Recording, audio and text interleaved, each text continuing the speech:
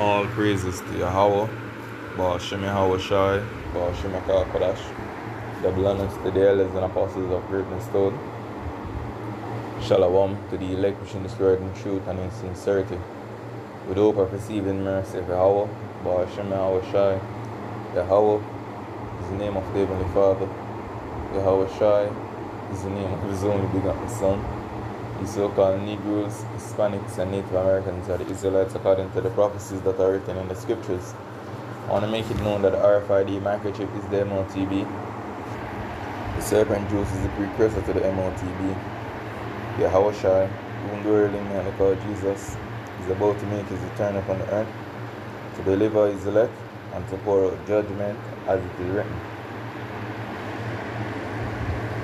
So I want to go straight into this lesson concerning World War III, and these things were foretold for our learning as it is written.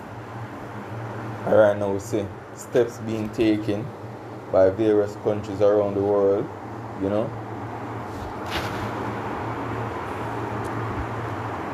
buying up a lot of military weapons, stockpiling, because we have a massive arm race right now going on,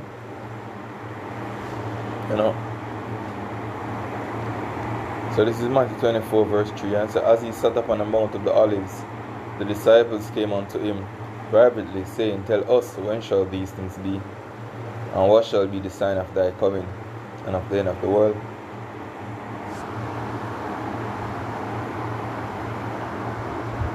And when the main mention of the end of the world there, I'm going to talk about a particular age, which is the rulership of the wicked. The mark when it is going to come to an end. And this is what was Yahushai's response.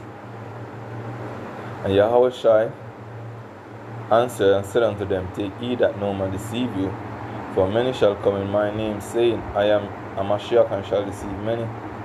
And ye shall hear of wars and rumors of wars.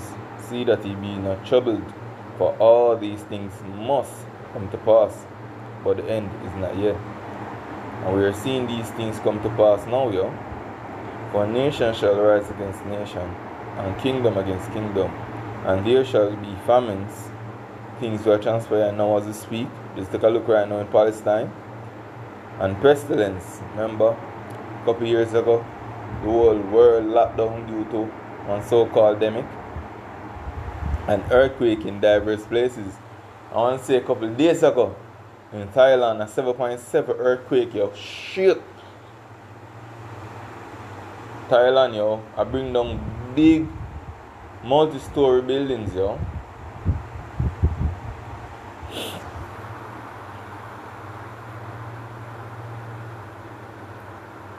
All these are the beginning of sorrows. And a lot of people don't know where they're at in prophecy. You're at the beginning of sorrows. And if it's the beginning meaning, you're going to have a lot more sorrow to come. They never say this is the end of sorrows. This is the beginning of sorrows. So let's take a look at this clip.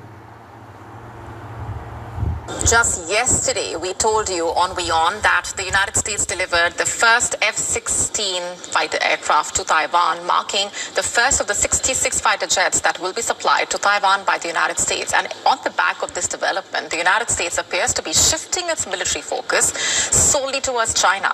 A secret Pentagon memo reveals that the U.S. military is being realigned to counter a potential Chinese invasion of Taiwan, while reducing its presence in other global hotspots. According to reports, U.S. Defense Secretary Pete Hegseth has ordered a strategic overhaul, emphasizing deterrence against Beijing, while scaling back U.S. deployment elsewhere. The classified document, known as the Interim National Defense Strategic Guidance, was reportedly circulated within the U.S. Department of Defense early this month, signed by Hegseth himself. The memo reportedly lays out an aggressive approach to securing America's interests, highlighting U.S. President Donald Trump's vision of prioritizing national security against China above all else.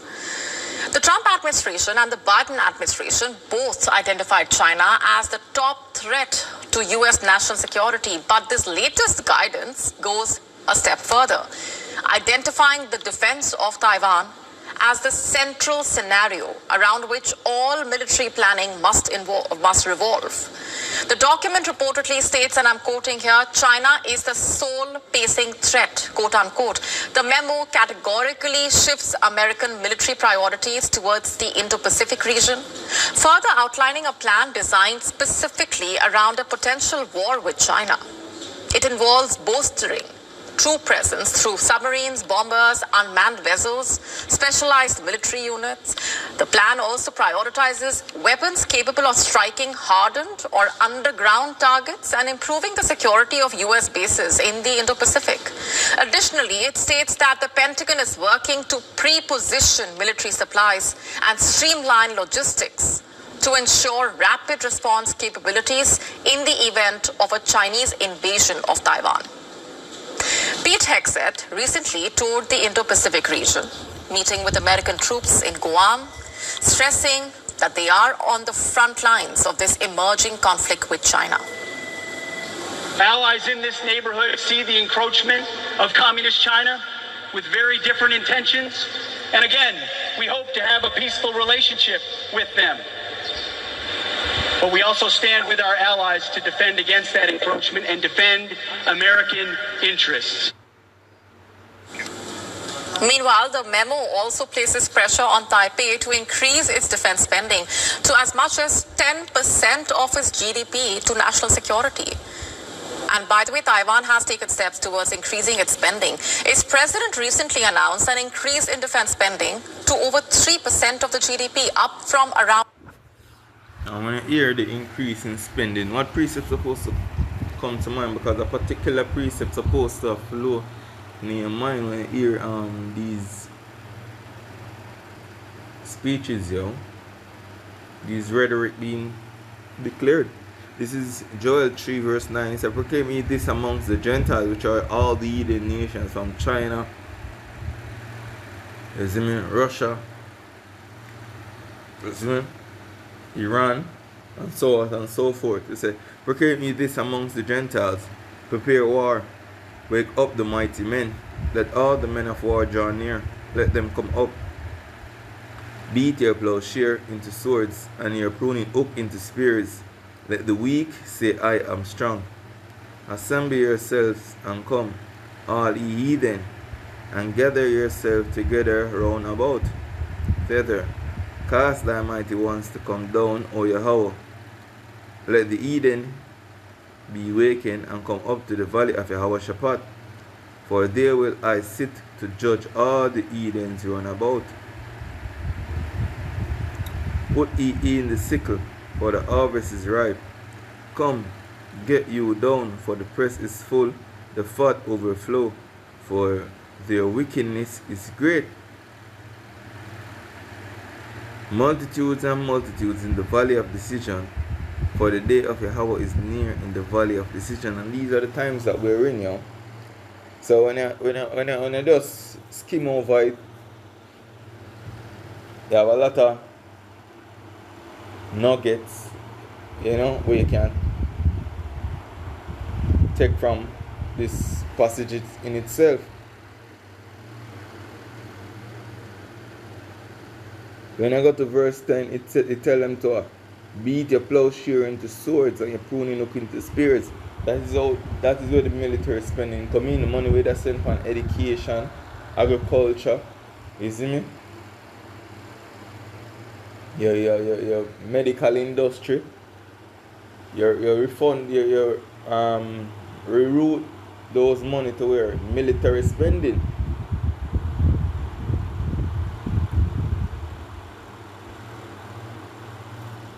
When I go to verse 11, you talk about assemble yourself and come all the heathens and gather yourself together round about. Where is that gathering being done? Over there in the Middle East.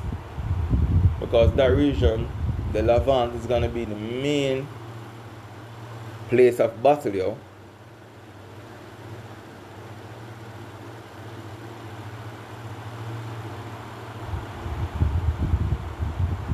And Lord goes as far as to cast thy mighty ones to come down. Oh yeah, who's that? Talking about the angels. They say, let the Eden be awakened and come up to the valley of Yehoshaphat, which means you have a judge. Right there in the Levant, yo. For there will I sit to judge all the Edens round about. This is what the Lord has prepared for, because this is his determination. A lot of people don't understand that. Them see certain events are transpired, but them understand that this was all the Lord's plan. This is Zephaniah 3 verse 8. He says, therefore wait ye upon me, saith Yahweh, until the day that I rise up to the prey. For my determination is to gather the nations, that I may assemble the kingdoms, to pour upon them mine indignation, even all my fierce anger. For all the earth shall be devoured with the fire of my jealousy. So this is the Lord's plan. All you see these nations go at it. This is what the Lord determined from the foundation, you know. And what, things just are going to get worse. Things just are going to escalate. In defense spending to over 3% of the GDP, up from around 2.5% as part of a broader military overhaul. And China responded swiftly, dispatching fighter jets and warships near Taiwan. The memo is clearly a major shift in the U.S. defense strategy. The country's focus is no longer on balancing threats across multiple regions. It's now squarely on Beijing. As tensions rise, one question remains. Is the U.S. preparing for an inevitable war with China? To stay up to speed with the latest news, download the WION app and subscribe to our YouTube channel. We ship auto parts around the world from Japan. Trusted by customers in over 200 countries. Our top story tonight on Gravitas is about the escalating U.S.-Iran relations a day after U.S. President Donald Trump issued an ultimatum to Iran to agree on the nuclear deal or, in Trump's words, be bombed. Tehran has reportedly readied its missiles to strike U.S.-linked sites, according to an exclusive report by the state-controlled Tehran Times. Did you hear what the precept just said in Joel 3? Let the weak say, I am strong. Iran does not fear US. And worse now, them have China and Russia as their allies, yo. Why you think they be doing military drill in the Gulf of Oman? In the Persian Gulf? Why you think this is just for parades? No, they're preparing for that great war, yo. Such missiles have the potential to strike any U.S.-associated sites globally. Adding that most of such launch-ready missiles are located in Iran's underground missile facilities positioned across the country. And these are, according to the report, strategically located to withstand any airstrikes. You see, since the start of the year, Iran has been showcasing such underground missile cities. And according to local reports, these missile cities are not just fortified and heavily armed, but they also have weapons, like the Qadr ballistic missiles, having an operational range of over 2,000 kilometers. According to reports, U.S. bases in West Asia are on high alert, and this includes American bases in Syria, Iraq, Kuwait, Bahrain, Qatar, the UAE, all of which, by the way, are reportedly well within striking distance of Iran's ballistic missiles. And there are also reports of the British-American base located in Diego Garcia in the Indian Ocean, also being on Tehran's radar. But before we go any further at this point, it's important to first understand what really led to things reaching this point. On Sunday, Donald Trump told American media that if Iran did not agree to the nuclear deal, then there will be bombing on a scale that has never been seen before. A few hours later, aboard Air Force One, Donald Trump once again spoke on the issue. Listen in to what he said. I can't imagine them doing anything else but making a deal. I would prefer a deal to the other alternative, which I think everybody in this plane knows what that is. And that's not going to be pretty, and I do not prefer that. You see, Trump's comments have evoked a sharp response from Iran. Iran's Supreme Leader Ayatollah Ali Khamenei has said that the US would quote-unquote receive a strong blow if it followed through on Trump's plan to bomb Iran. The enmity from the US and Israel has always been there. They